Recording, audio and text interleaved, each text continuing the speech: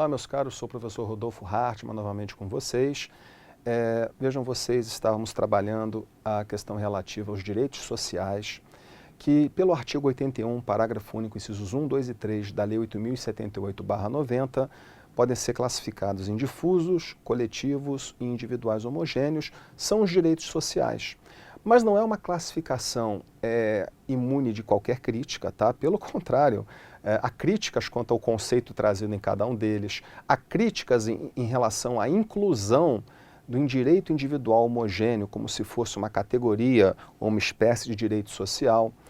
Mas o fato, para entender melhor o interesse individual homogêneo, esse é o nosso foco inicial da aula, interesse individual homogêneo, vejam que ele é um interesse divisível. Então, hipoteticamente, eu me apresentei a vocês na aula passada, eu sou juiz federal há mais de 15 anos, eu sou associado, tem associação à AJUF, à AJUFERJS, que é regional. Imaginem que, hipoteticamente, eu tenha a impressão que sofri algum prejuízo em razão da União. A União que, por exemplo, não me paga uma verba X, que é prevista em lei, ou me desconta a contribuição previdenciária ou imposto de renda em uma verba que não é remuneratória, é indenizatória. Imagine que, hipoteticamente, eu me sinta lesado.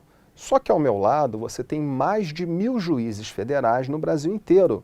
Você pode mudar o exemplo se quiser, colocando, por exemplo, outras carreiras, médicos, advogados, que tem a OAB, o CRM, enfim.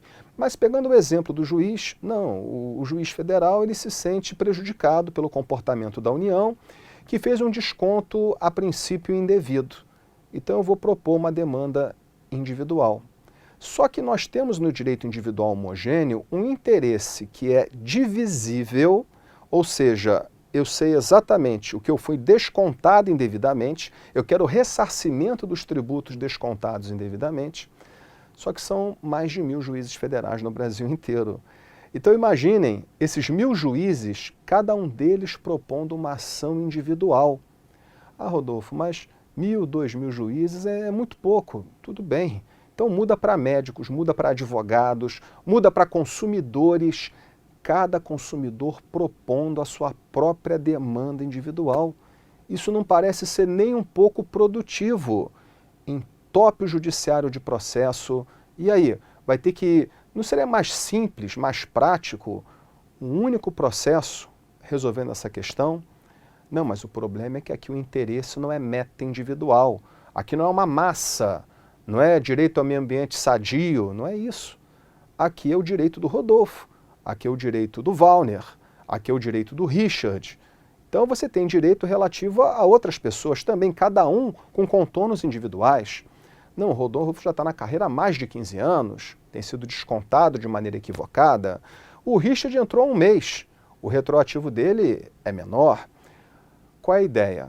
O interesse individual homogêneo, como o nome já diz, ele é um interesse individual, Só que ele tem um espectro social que se todos individualmente ingressarem com a demanda, aquilo vai entulhar o poder judiciário e o judiciário vai perder o quê? Agilidade, conspirando contra princípios constitucionais como aqueles que garantem o tempo razoável para a duração do processo, que está na Constituição, ou até o tempo razoável para a solução integral do mérito. Esse já é um princípio que está no próprio CPC de 2015, no artigo 4º. Então, o legislador acabou incluindo o direito individual homogêneo como um interesse social. Não que ele seja a rigor porque diferentemente do difuso e do coletivo, que são meta-individuais, em que há indivisibilidade, no individual homogêneo, mais uma vez batendo nessa tecla, ele é divisível. A pessoa pode entrar sozinha, mas se criou o quê? O mesmo tratamento do processo coletivo. Com que finalidade? Otimizar a atuação jurisdicional. Então, se for propor uma demanda coletiva, também pode abarcar esses direitos individuais homogêneos. Propõe a demanda, vamos imaginar o exemplo do juiz federal. A associação, a AJUF, propõe uma demanda em face da União e se for uma sentença favorável, que me beneficia, eu posso posteriormente fazer uma liquidação individual da sentença coletiva para promover uma posterior execução. É algo que nós vamos trabalhar com o tempo. O processo coletivo, meus caros, ele tem algumas premissas. Entre essas premissas é que o processo coletivo ele está ali para ajudar, diminuir o quantitativo de processos individuais. Um único processo resolvendo essa questão. É claro que em aula anterior eu mencionei para vocês, isso não necessariamente vai agradar certos poderosos, né? Afinal, um juiz de primeiro grau, regularmente empossado, aí vem até aquele acadêmico do mal, o acadêmico do mal fica falando lá só em ativismo judicial, em déficit de democracia, porque o juiz não é eleito, o juiz é concursado, vem com essas histórias. E claro que você tem que ter o olhar de verificar cada argumentação, cada ideologia, isso é importante, mas o fato é que o processo coletivo não avança no Brasil. A ideia é boa, vamos botar um processo só, pegando essas demandas individuais, os interesses individuais, essa lesão social, e dar o mesmo tratamento para o processo coletivo. A ideia é muito positiva, mas não é de hoje que tentam limitar a atuação do juiz. Vejam, por exemplo, o artigo 16 da Lei 7347/85, que diz que a decisão do juiz no processo coletivo só vale para a base territorial em que ele estiver atuando. Isso, desculpem, é uma tentativa de limitar a atuação do juiz de primeiro grau. E não é de hoje isso. Isso foi texto de uma medida provisória convertido em lei, quando podia ter medida provisória para matéria processual. Fazendo um comparativo, imagina uma sentença criminal, processo individual, que só valesse na comarca que o juiz atua. Então, se o réu condenado fugisse para outra comarca, ele não poderia ser preso, porque só valeria a eficácia da sentença penal para a comarca da capital, onde o juiz atua. Imagine uma sentença de divórcio, que ela fosse limitada só à base territorial que o juiz atua. Então, só seria divorciado na comarca da capital, no interior não seria. Então, até uma decisão estrangeira, quando é homologada, ela vale para todo o território nacional, mas uma sentença nacional em processo coletivo só vai valer dentro dos limites da comarca em que o juiz atua. Isso é só para mostrar a má vontade que se percebe com o desenvolvimento da ciência processual quanto ao aspecto coletivo. É aquela ideia muito boa, mas que não foi dado devido encaminhamento por motivos distintos. Mas dentro dessa análise, sempre tenho em mente, o processo coletivo é para ajudar. Às vezes o processo coletivo é deflagrado por um interesse meta-individual, difuso, coletivo, que em aula passada nós já vimos quais são. Mas quando o interesse individual homogêneo, ele é divisível. Se ele é divisível, o particular, no meu caso associado da JUF, eu posso propor uma demanda individual. Não, por que eu vou confiar no advogado da associação? Eu contrato um advogado, eu pago o advogado e entro individualmente. Se o interesse é meu, o direito é meu, ele é divisível, eu tenho a possibilidade de propor a demanda sozinho. Tem até um nome que nós usamos para isso. O right to opt out, tá? É o direito ao opt-out de negar a demanda coletiva e o próprio particular de um interesse individual homogêneo, ele mesmo propor a demanda individual com seu patrono por sua conta e risco. É o direito dele pular fora, dele cair fora, é o opt-out. Agora, não sendo essa hipótese, poxa, por que eu vou contratar um advogado, vou pagar custas? O trabalho da associação é muito bem feito, acho que eu vou confiar no trabalho associativo.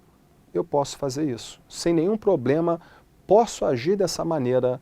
O direito é individual homogêneo, é divisível, mas para evitar que 1000 juízes, cada um, propõe uma demanda individual, vamos reconhecer que, nesse caso, existe uma lesão social. Apesar da divisibilidade, existe uma lesão social e é recomendável o mesmo tratamento dos demais direitos meta-individuais. É recomendável padronizar as regras do processo coletivo. Qual a vantagem disso? Mais uma vez, segurança jurídica, otimizar a atividade jurisdicional, mais resultados para todos, com menor custo envolvido. Então, só coisas positivas para o processo coletivo, seja um direito difuso ou coletivo, ou até um individual homogêneo, que é tratado como social, embora a rigor não seja social. Ele é individual, mas com lesão social, vocês entenderam isso. Agora, sempre esbarramos nessa questão da má vontade legislativa com o processo coletivo. Foi mencionado, volto a reafirmar mais uma vez, porque já estamos caminhando para a final de aula, o CPC de 2015 foi tímido no tratamento do processo coletivo.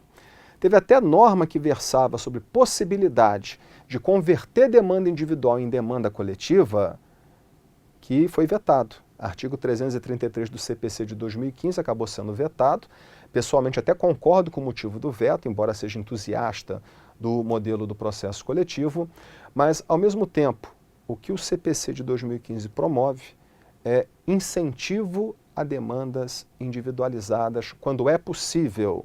Incentivo a demandas individualizadas, você propõe, suspende, as cortes demoram a criar o precedente, e aí fica uma sensação, às vezes, para o advogado, né?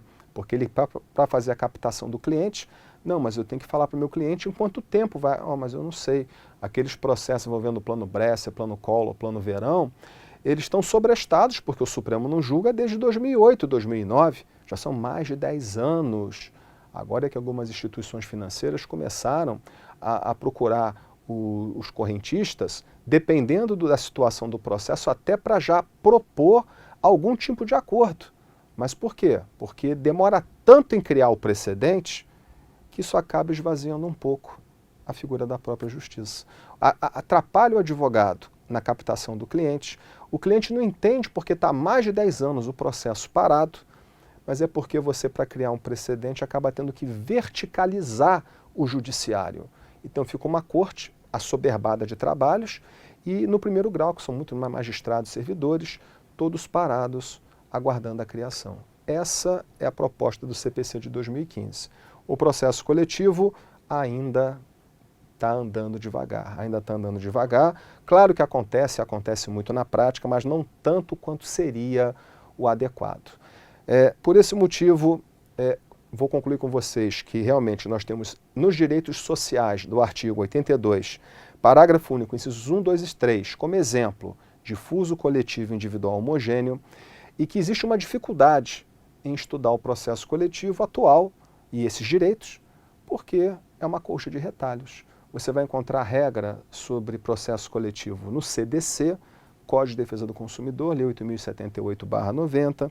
Você vai achar na Lei de Ação Civil Pública, Lei 7347/85. Vejam, Lei de 85, bota aí 30 anos. Lei de Ação Popular, Lei 4717/64.